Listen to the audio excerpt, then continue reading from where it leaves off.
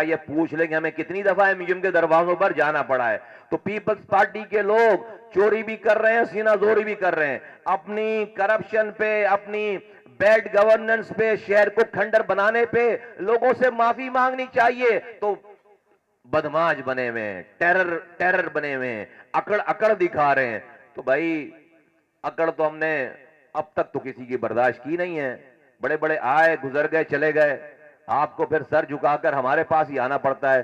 تو اکڑ دکھانے کی ضرورت نہیں ہے, آپ کو زیادہ شور شرابہ کرنے کی ضرورت نہیں ہے. ہمت پیدا کرو, بار بار کہہ رہا ہوں میں, ہمت پیدا کرو, اعلان کرو کہ ایم کیو ایم بہت بری ہے. آج کے بعد سے ہم کبھی بھی ایم کیو ایم کے دروازے پر اپنے لیے ووٹوں کی بھیک مانگنے نہیں جائیں گے. اعلان کرو نا, بنو نا, مرد بنو, اعلان کرو کہ بھائی ہم پیپلز پارٹی والے اب ہم جو ہے وہ ایم کیو ایم کے دروازوں پر ووٹ مانگنے نہیں جائیں گے. اعلان کرو, ہمت کرو, آؤ گے, آپ آؤ گے.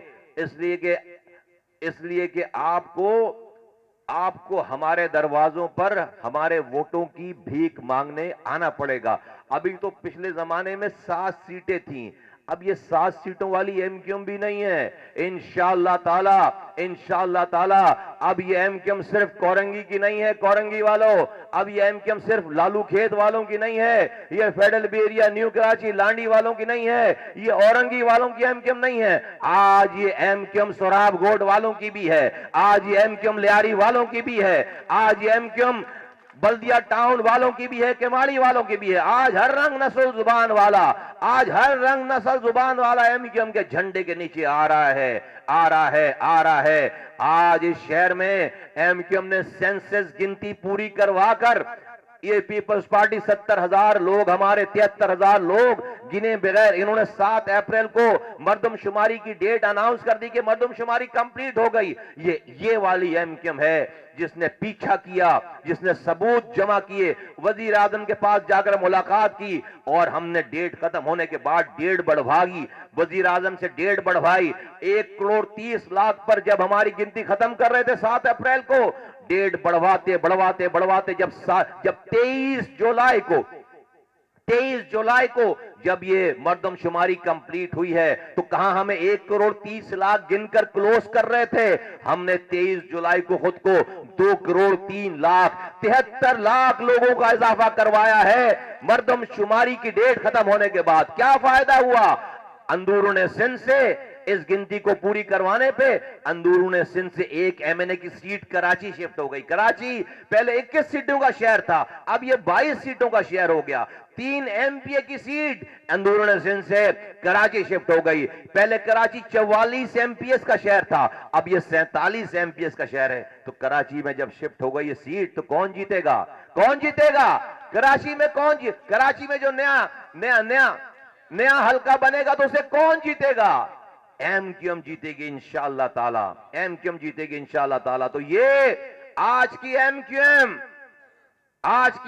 ایم اور اس 73,00,000 لوگوں کو گنوانے کے لیے ہم نے کسی ساتھی کو لاپتہ نہیں ہونے دیا, ہم نے کسی ساتھی کو شہداء قبرستان نہیں جانے دیا, ہم نے کسی ساتھی کو گرفتاری نہیں دلوائی, ہم نے کسی ساتھی کو رات کسی ایم کیو ایم کے کارکن کو اپنے گھر چھوڑ کر مفروری نہیں کاٹنی پڑی. یہ ایم کیو ایم ہے آج, یہ ایم کیو ایم ہے. ہم نے کوئی ایسا بہانہ کسی کو نہیں دیا کہ ہمارے 4 لڑکوں کو ٹیٹیوں کے ساتھ پکڑ کر دکھا کر پوری قوم کی پٹائی لگانا شروع کر دیں. یہ تکلیف ہے آج دشمنوں کو. تکلیف یہ ہے کہ یہ تو کوئی موقع نہیں دے رہے, کہ جس پر ہم ان پر ظلم شروع کریں.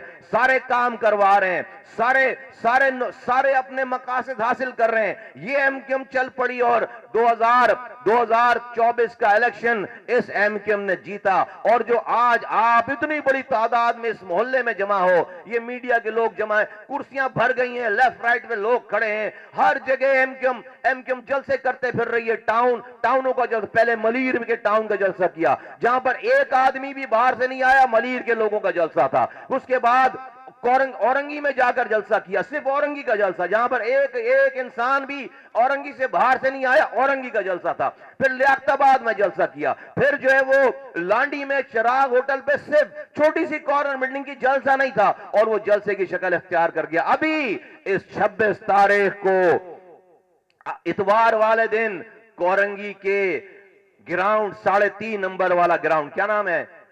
हाँ, ईदगाह ग्राउंड, उसका नाम क्या है? इतवार बाजार, जहां पर अभी ग्राउंड बन रहा है, क्लिक वाले ग्राउंड बना रहे हैं, 3.5 नंबर है इतवार बाजार, जहां पर जमाने से इतवार बाजार लगता चला आ रहा है, ईदगाह ग्राउंड उसको कहते हैं। वहां पर एमक्यूएम के कोरंगी टाउन का, ये लांडी का भी नहीं है, ये लांडी का भी नहीं है, ये शाह फैसल वालों का भी नहीं है जो कि आपसे जुड़े हुए हैं, नहीं, सिर्फ कोरंगी के लोगों का जलसा है, सिर्फ कोरंगी के लोगों का जलसा है। तो साथियों, बुजुर्गों, मेरी माँ बहनों, बताओ कि इतवार वाले दिन ग्राउंड छोटा पड़ेगा या नहीं पड़ेगा? बताओ पड़ेगा या नहीं पड़ेगा छोटा? आज ये क्यों जरूरी है घरों से निकलना? क्यों? देखो, ये तफरी नहीं है, ये शोर शराबा नहीं है, ये हमारे बच्चों के हुकूक के मसाइल हैं, ये हमारे बच्चों के हुकूक के मसाइल हैं। आज के पाकिस्तान के मरवजा कानून में हम कोई जत्थेबरदार छापेमार कार्रवाई से हुकूक हासिल नहीं कर सकते, बल्कि पाकिस्तान के आईन और कानून के मुताबिक लोगों को अपने साथ जमा करके, लोगों की ताकत हासिल करके हम जालिम का मुकाबला कर सकते हैं, जुल्म को खत्म कर सकते हैं, मजलूम की हुक्मरानी ला सकते हैं। इसके लिए मजलूमों को निकलना बहुत जरूरी है, इसके लिए मजलूमों को निकलना बहुत जरूरी है। याद रखो, रब कह रहा है, दुनिया में एक पत्ता भी मेरी मर्जी के बगैर टूट कर नहीं गिरता, दुनिया में एक पत्ता भी जब रब की मर्जी के बगैर टूट कर नहीं गिरता। तो ये आज अल्लाह ताला ने जालिम को हम पर जुल्म करने से रोका क्यों नहीं है? अल्लाह की बस से बाहर तो कुछ भी नहीं है। आज ये जालिम रात सो जाएं, सुबह मरे हुए क्यों नहीं मिलते? जो हम पर जुल्म कर रहे हैं, हमारा पानी हमें चोरी करके बेचते हैं, सीवरेज हमारा ठीक नहीं कर रहे, गटर खुले हुए गटर में बच्चे गिर रहे हैं, स्कूल में तालीम नहीं है, अस्पताल में दवा नहीं है, रोड से कचरा नहीं उठ रहा, रोड पर ट्रांसपोर्ट नहीं है, रात में लाइट नहीं, सुबह गैस नहीं। 5.5 लाख लोगों को नौकरियां दी हैं, एक नौकरी कराची हैदराबाद वालों को नहीं दी है। इनके बड़ों ने कोटा सिस्टम राज किया, इनकी ये नस्ल हमारा कोटा भी, हमें कोटे पे भी कोटा नहीं देते। जब शहरदेही कोटा खत्म हो जाता है, शहरी कोटे पे जाली डोमिसाइल बनाकर हमारा सारा कोटा खा जाते हैं। एक एफआईआर बगैर रिश्वत के नहीं कटती, केडीए का कोई काम बगैर रिश्वत के नहीं होता, एसबीसीए का कोई काम बगैर रिश्वत के नहीं होता, सारी जमीनों पे कब्जा करते चले जा रहे हैं। अल्लाह ताला कहां है? अल्लाह ताला को तो ना नींद आती है ना ऊंघ आती है। रब जालिमों को नेस्त नाबूद क्यों नहीं कर रहा है? मजलूमों, कभी सोचो। रब कह रहा है, अब दुनिया में एक पत्ता भी मेरी मर्जी के बगैर टूट कर नहीं गिर सकता। अल्लाह की मर्जी के बगैर एमक्यूएम के साथ पूरी दुनिया की ताकत जमा हो जाए, अगर रब नहीं चाहे कि मैं तुम्हें 3 के बराबर का फायदा दे सकूं, मैं तुम्हें खड़े होकर कह रहा हूं, नहीं दे सकते तुम्हें कोई फायदा। अगर मेरा रब ना चाहे, अगर मेरा रब ना चाहे, जिसके कब्जे में सब चीजें हैं, सारी हुकूमतों का, सारे इख्तिदार का मालिक वो मेरा रब है, सारी इज्जतों का मालिक वो मेरा रब है, सारी दुनिया के तिनके का मालिक वो मेरा रब है, अगर वो ना चाहे, एमक्यूएम के साथ पूरी दुनिया की ताकत भी मिल जाए, तुम्हारे तिनके बराबर का फायदा नहीं कर सकता। सवाल यह है कि वो क्यों नहीं चाह रहा, वो क्यों नहीं चाह रहा कि जालिमों को नेस्तो नाबूद हो सके, जालिम तबाह बर्बाद हो जाएं? वो क्यों नहीं चाह रहा? उसकी ये सुन्नत है, वही बता रहा है, रबी बता रहा है कि रब की ये सुन्नत नहीं है कि अगर मजलूम जालिम के खिलाफ कोशिश ना करे तो रब जालिम को मारे, ये उसकी सुन्नत नहीं है।